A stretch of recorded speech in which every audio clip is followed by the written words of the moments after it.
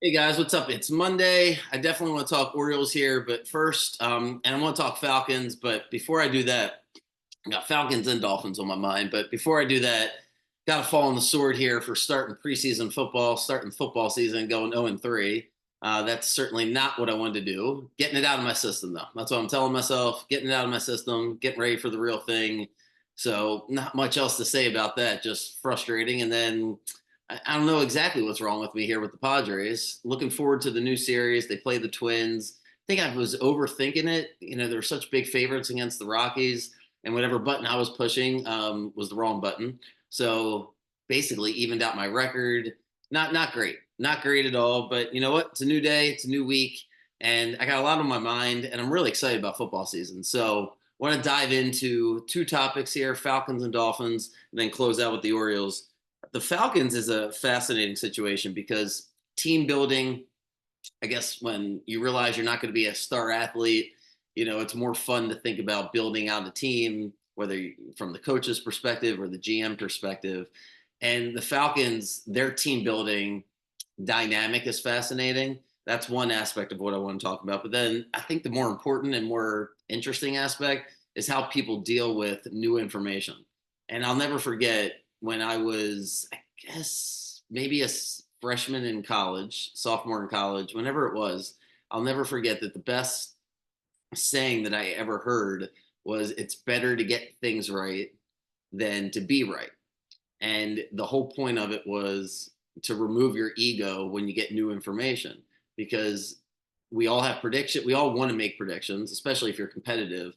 But then when you get new information and gambling fits right into this, are you willing to change your mind? And the Falcons, I think I said it. I'm sure I did, whether I did on camera or I was just talking to people about it. But I killed the Falcons for drafting Penix, and I'm sure I, you couldn't find most people that defended it, right? And the people that tried to defend it, they were just coming off contrarian. And the reason was, why would you draft a quarterback when you just signed Cousins? And the thought process was, the general manager's just covering his butt. He persuaded the owner not to hire Belichick. And so the GM, Terry Fontenot, I think that's how you pronounce his name, just wanted to hire Raheem Morris, a defensive coach, bring in, the quarterback of the future. So if things don't work out with Cousins, he gets to keep his job, bring in a new offensive coach to go with the new young quarterback, right? That's the criticism, and it's a fair criticism. Nothing wrong with it. But what happened a couple of days ago? Why are we talking about it? In case you didn't know, the Falcons traded. So they did two things. They traded a third-round pick for Matthew Judon, who you'd have a hard time arguing against him being a top 10 pass rusher when he's healthy. Not really healthy last year, battling, some contract issues, not in the greatest mood out in New England. But when he's healthy, dynamic, 32 years old, not talking about for the next 5 years, but for this year, I would put him in the top 10 as a pass rusher. They get him for a third rounder. And then, similar to what the Ravens did by signing Eddie Jackson, the Falcons actually get the better safety that was available in Justin Simmons, paid an extra few bucks for him, and they bring him in. So there's only one way to look at it. You don't have to like Michael Penix. You don't have to think that he's the greatest quarterback ever, but you have to acknowledge that the team building by Fontenot and the Falcons was the right move. Like to not draft the defensive end the past couple of years, or whatever criticism you want to make of them, that they could have done this, they could have done that. At this point, bring in two former Pro Bowlers in the cap for this year. It gives them the cover for drafting the quarterback. And the reason I'm bringing it up is because, and this is one of the things that I guess I'm hyper focused on, where we get our information from. With it feels like every, conversation about business revolves around the use of AI, and social media revolves around the use of AI and our algorithms and what we're seeing. And it's like, where do we get information? What's real? I've been guilty of listening to songs like by famous people, or I thought they were by famous people, and it was like an AI version. So we're in the world of like, what is true, what's not true.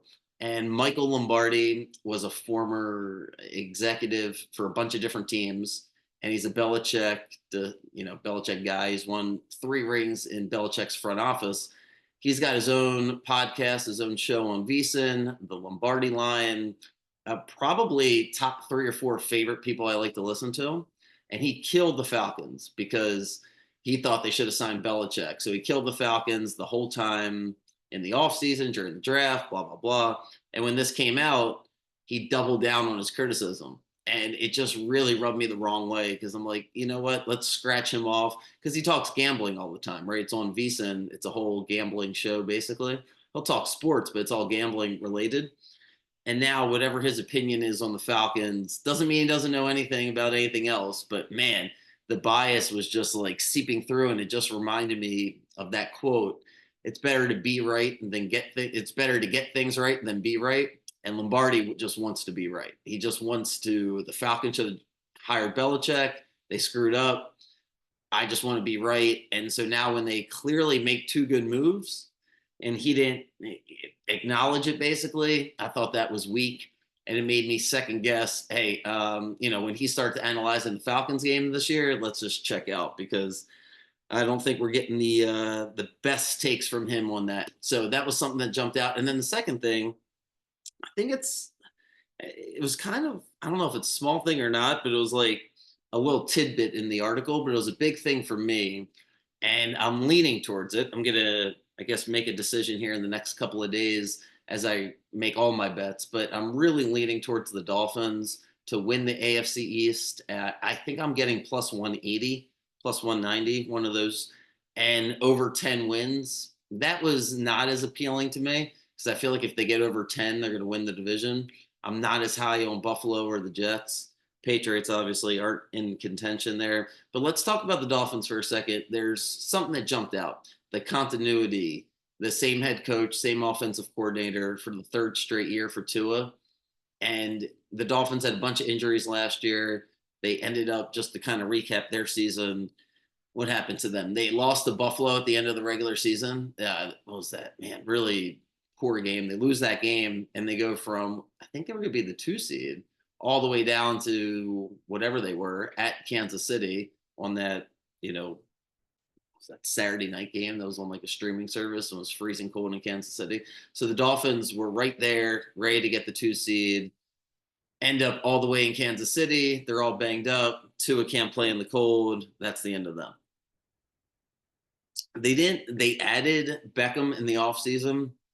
I don't he hasn't even practiced yet, whether or not he plays, and he's a tremendous impact. Who knows? Their offensive line is not the best. That's the one thing that makes me, I was reading their beat reporter was talking about they might sign a guard, which is not a great sign, at this point, if you still need to sign somebody. So the offensive line makes me a little bit worried, but man, the skill position is fantastic.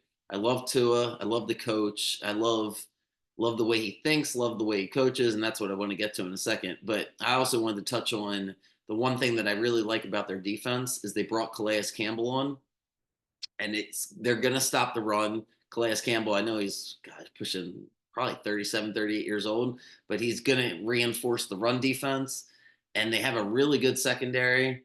They signed Poyer from Buffalo.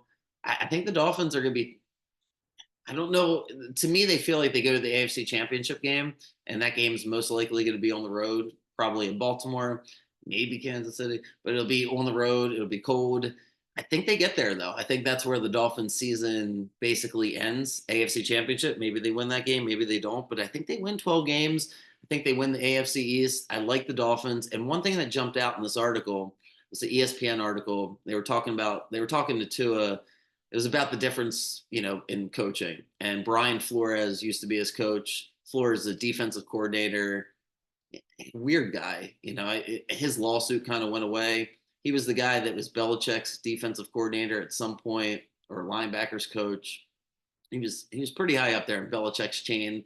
And then he ended up, he went to Miami, got fired, and was claiming like racism, but it's just a weird situation with that guy. Now he ends up as defensive coordinator, I want to say with the Vikings. But anyway, the whole point is he's apparently, his style of coaching completely different than Mike McDaniel's style of coaching. And I just wanted to, highlight something. And I think it's important. I just do it.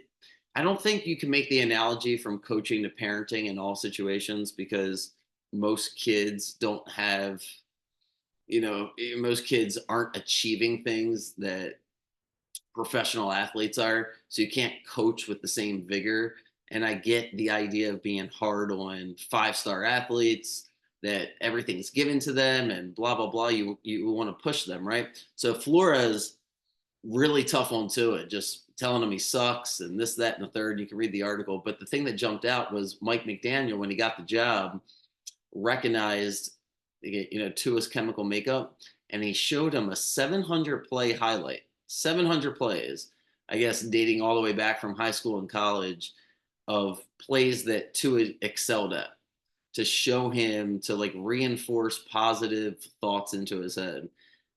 And it sounds a little bit corny, but it's what's necessary when someone A is not confident to begin with, or is lacking confidence for whatever reason, or B just you're at such a high level that you can overthink things, right? You're competing now, no matter how great of a player you are, you're competing with Patrick Mahomes and Lamar and Joe Burrow and all these great guys. So Tua's confidence not basically in the dumps. And now he's whatever the money is, 240, 50, 60, God knows how much these guys are getting paid, but he gets paid all the money. So he gets the contract. He gets a coach that believes in him. He gets the third year in the same system with Tyreek and Jalen Waddle and a slew of running backs and an offense that is catered to him. They don't ask him to do things that he can't do. Love the Dolphins. Love the idea of positive coaching. If a guy tells you up front, that they like to be coached a certain way, they respond to certain things, and they can communicate that to you. I've had kids like that, and usually it's far and few in between, but you have kids that are able to tell you that they want to be pushed. And then what happens is a lot of parents or a lot of coaches assume that the kid wants to be pushed. And because everybody does want to be pushed, but the key is, how do you push them? Like, are you going to yell and scream? Because that works with some kids. It works with kids even in second, third, fourth grade. You'll recognize, you're like, man, that kid really responds well when you challenge him, when you yell at him. And that other kid over there, if you don't give him a hug, he's done. Like, first quarter, he screws something up. If somebody doesn't tell him something nice, he's done. And if you try to beat that out of him, so to speak, and you think that just being harsh over and over and over again, it's your way or the highway, it just doesn't work. It doesn't. Everybody's a little bit different, and apparently Tua, I wouldn't call it soft. I would just call it positive reinforcement. Makes him feel better. Maybe he never had it. He grew up. I think his story. Correct me if I'm wrong, as if this is live, but and you guys can interact with me. But Tua, he grew up. I'm almost positive he grew up, and his father made him go to Alabama, like forced him to go to Alabama so he would get coached by Saban really hard. Saban coached him hard. Gets to the NFL. Flores coaches him hard. Now he's got a guy that's a goofball, like by all, in himself, self-admittedly goofball. Mike McDaniel, just he's a character. He's an interesting coach. The Dolphins head coach fits Tua perfectly. I like the chemistry there. It's like the complete opposite of the last team I was talking about, the Saints, with Dennis Allen and Derek Carr. If you sent Derek Carr to Miami, it might be the same thing. Maybe he needs like a certain type of coaching, but the mix with the Saints, no identity. Like, what are they supposed to do? Who's the best player on their offense? They don't have any of that. The Dolphins, their identity set in stone. Their best player, I mean, Tyreek Hill, we didn't talk about him. He's the best player in football that's not a quarterback, right? Like, I guess he's what, first, second, third, depending on your taste. So they have a clear hierarchy. They like to run the football. They have other weapons, like the Dolphins. All right, no more Dolphins talk for now. Want to close out. So Orioles, something jumped out. Well, I shouldn't say something. A lot of things jump out, but the thing that was the most interesting about the Orioles is, until you look at the Orioles if you analyze the state of the Orioles without analyzing the state of baseball, then you're going to be down on the Orioles. I mean, it's hard. I'm down on them too. Like in the moment, it's hard not to be when you're watching and they're not playing great baseball. But there's just no great baseball teams this year. It's a different type of year. If you take a step back, I think today's a good day to take a step back. We're on the road for 3 days. Yankees are off. So control our own destiny, if you will, to get back in first place. And we just need to we just need to win baseball games. There's not going to be a perfect way to do it. I've talked about this for Christ now, like 3 weeks. Like Craig Kimbrell's the starter. Craig Kimbrell's the starter. Excuse me, Craig Kimbrell's the closer. He's the closer. He's the closer. Elias says he's a closer. They didn't trade for a closer. Hyde makes a decision, I guess, on his own to not give him closing opportunities. And I knew that's going to blow up in his face. I don't know if he was going to be able to close successfully. I said he either closes or he's off the team. And they can't do what they're doing now, which is in the middle. And so they gave him non-close opportunities, some high leverage, some low leverage. He's been terrible. Apparently, he's still on the roster. We should drop him off somewhere else besides I was gonna say Shea Stadium, where is it? City Field, wherever they're playing. Drop him off in the Bronx. He can go replace Clay Holmes for the Yankees. He can't pitch anymore. It's getting to the point. Like there's no nice way to say it. You didn't let him close. Now, if he pitches well, this is the problem. If you put him in for low leverage moments, and he has 2, 3, 4 good outings in a row, you're going to put him in for high leverage moments, but you're not going to put him in closing opportunities, and that's not what he wants. And so it just messes it all up. It doesn't work. So I feel like Dylan Tate's got to come up eventually. He deserves another chance at it. Colin Selby is the guy they brought up for Povich. Looks like Baker's done. So I'm not saying they got a million options down there, but Kimbrel is they got to roll with who they have. And to me, what they have is Dominguez is now the closer. I don't think anybody would argue otherwise. So Kimbrel doesn't quite fit in. But the reason I started my little rant with look at the rest of the league is because, man, the Yankees, they lose again last night. Clay Holmes, he was blowing more saves than Kimbrel. They lose a game last night that you just can't lose. If you're a Yankees fan, if you're betting on the Yankees, you're just dying. Like it's 1-0 the whole way through. You found a way to scratch like one run against Scuball, whatever, and like you Stroman gives you 6 innings, the bullpen, and Holmes can't close the door. So the Yankees are in the same spot. The Phillies are playing worse than the Orioles over the past 50 games. Like the Phillies keep stepping on themselves. The Dodgers have more injuries. The Dodgers roster is unbelievable. Like you just go look at the Dodgers roster and what it could be and what it is now.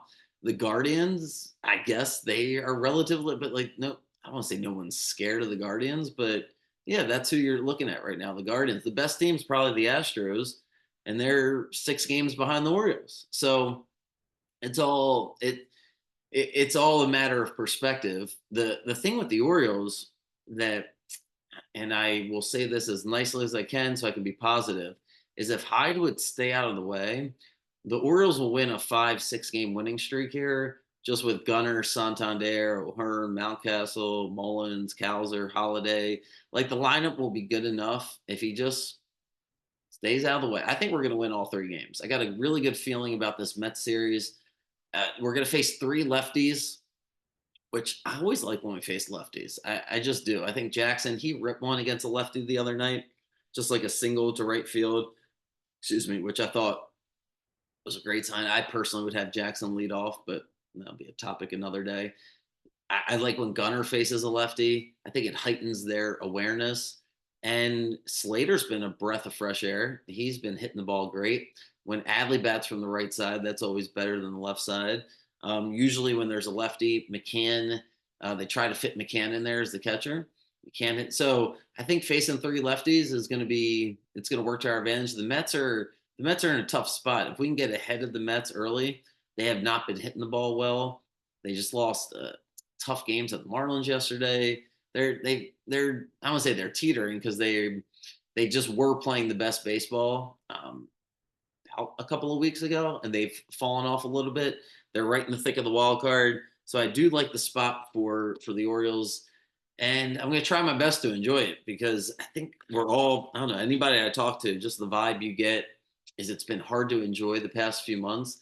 Probably more because of the expectations. And I think it's just important for the perspective to take a step back here and hopefully we can go in a 3 or 4 game run where we can actually enjoy watching the games. But yeah, there's been a couple games recently where I've just like turned it off.